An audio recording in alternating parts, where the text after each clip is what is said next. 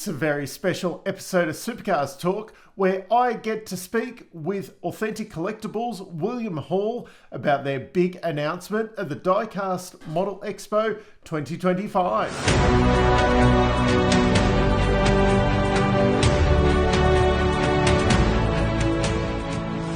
Here at the 2025 Diecast Model Expo with William Hall from Authentic Collectables. I'm starstruck. Normally, Don't be like that. Yeah, normally you've got the famous Andrew Van Leeuwen. I know, so, right? Yeah, I know. Yeah, you know, it's a bit of a downgrade. Absolutely, to me. it is not a downgrade. You know more about models than he does, so. Well, that's a good sign, then, isn't it? Yeah. Too bad he always gets the inside scoop on the racing news. Well, yeah, that's exactly right. But that's what he's paid to do. Well, that's it, yeah. So I just do it for fun. But we're here at the Model Expo, and you had actually a big exclusive announcement today. Had our own news for a change. Yeah. It made it to Speed Cafe as well, yeah. So I did see that posted everywhere. It has made ripples through the industry. Has actually made the news, which is unusual.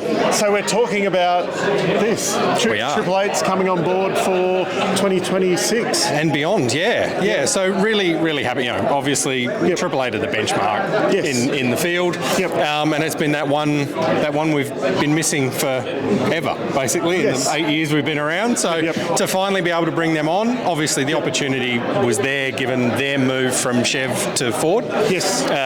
So the opportunity was there. We grabbed hold of it and look forward to delivering some Mustangs next year. Yes. So will this launch delivery one, will that be available? So that's the first thing that we'll roll out. Okay. And we'll roll it out early in the new year. Yep. Obviously, you know, kind of had a bit of a run up on this one. So we'll get that out to market early in the year. And then obviously follow it with their season car for next year. Next year, as per the usual kind of cycle of releases. Bathurst winners and everything Bathurst else. winners, championship winners, and everything else they win with Ford. Will that be in 143 as well as the 118? Yeah, so 18th and 43rd. We've got on display here this weekend the 112th Mustang as well. So probably won't be in the launch livery necessarily, but definitely looking forward to getting some 112th stuff out there for Mustang collectors as well. Well, assuming Triple8, they're going to win something, so you want to do some special version of it. At some point, I'm sure they will win some races. They have a bit of a habit of doing that. So does that mean you'll be doing the whole field but one car from now on? Yeah, effectively. Okay. As we sit here today, So no one's. I have also made the matte black Mustang, which is right behind us here. So technically, we kind of cover all bases, sort of. There is that special one, Cam Waters 300 race one coming out. Yeah, that's right. So that's another one we've announced in the recent past, given he cracked that milestone. So obviously we have plenty of Cam Waters collectors that we've just not been able to service in any way, shape or form for some time. So to be able to deliver at least something for Cam Waters collectors, even if it isn't exactly what's on track. At least to give them something to get. Something they can at least collect, take to the track, get Cam to sign, all of those sorts of things. Okay, we've also just got some general questions for you, if you don't mind. Go on. Here. So what's the biggest seller that you guys have ever made?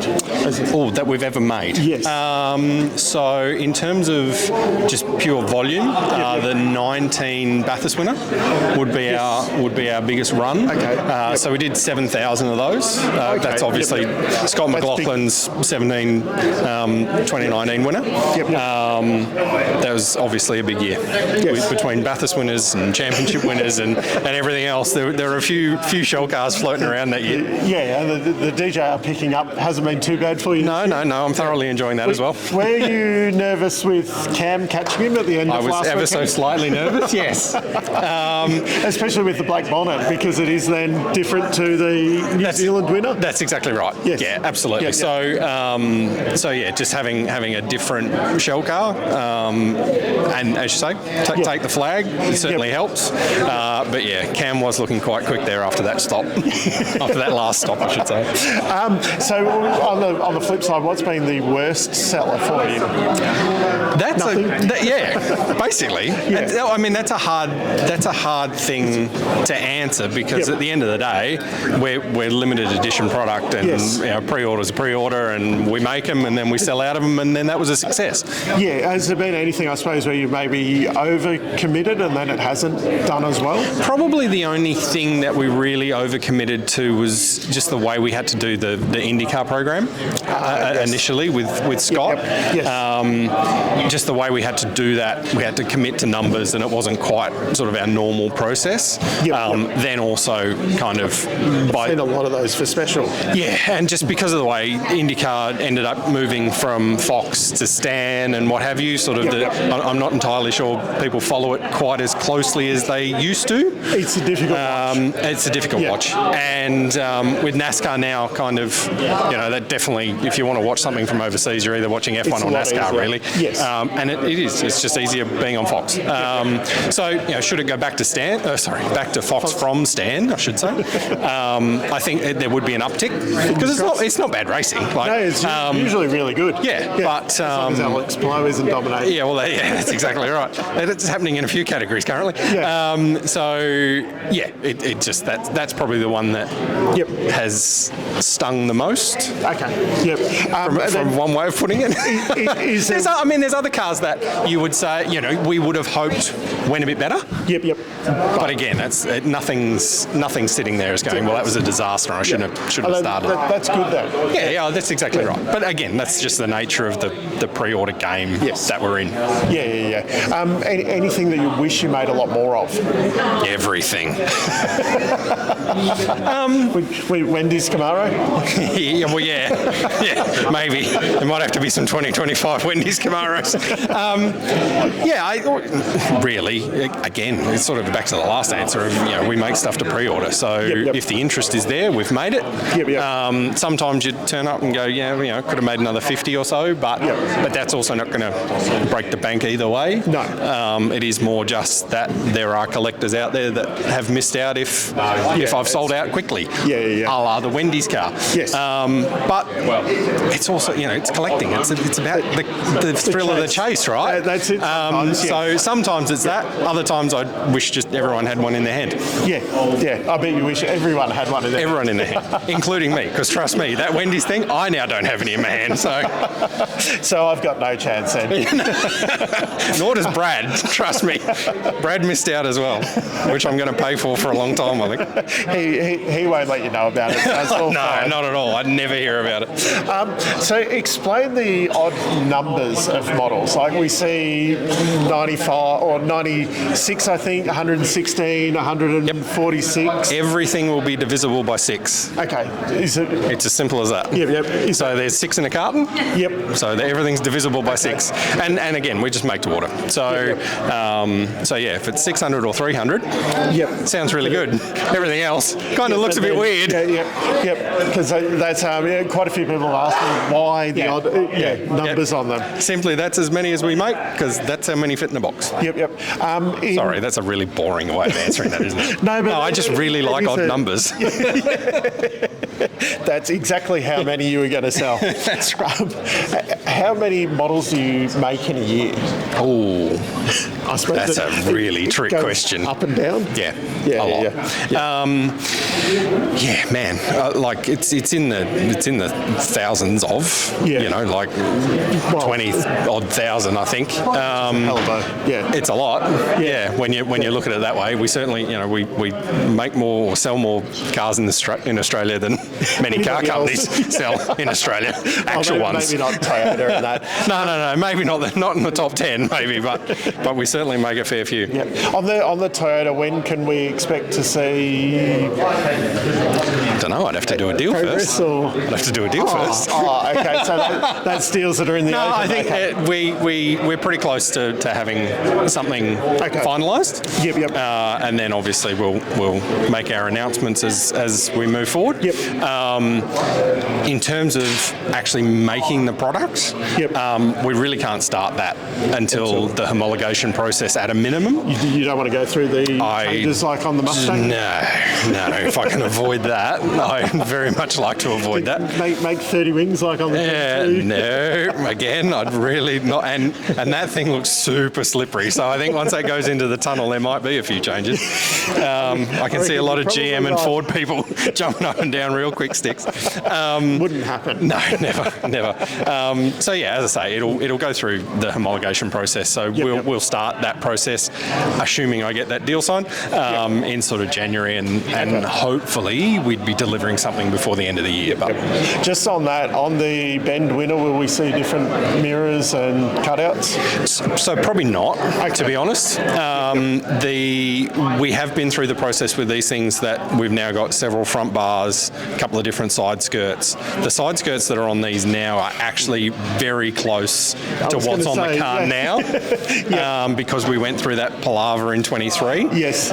Rear wing, you would never actually spot the difference, albeit these are wider than the first set that we have. So we do have that option as well, but wing size didn't change, it just changed location. Yes. I have implemented the shift cut. The shift cut are are going to be in the new models moving forward. Good. At least that changes. So that changes in there, definitely. Everything else, aesthetically, it is so close. It's not worth. Again, had they changed the front bar, that's a really distinct thing. You know, a couple of the Mustangs you can see behind us have the really original big scallops in them. Which is, so that's you can vastly different. So that sort of stuff definitely makes it through. Some other stuff is a little bit.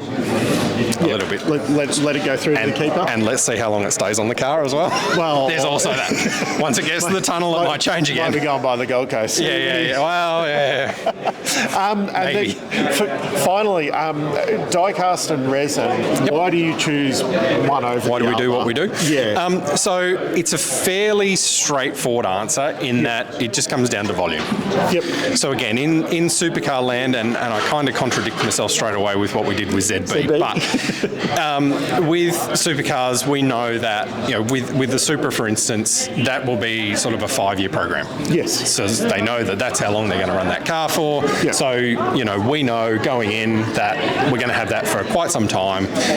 We're going to make many models. It'll pay for itself. Tooling wise, you know, for Supra, we're probably looking at somewhere in the vicinity of $200, if not a little bit more, $1,000 just in tooling.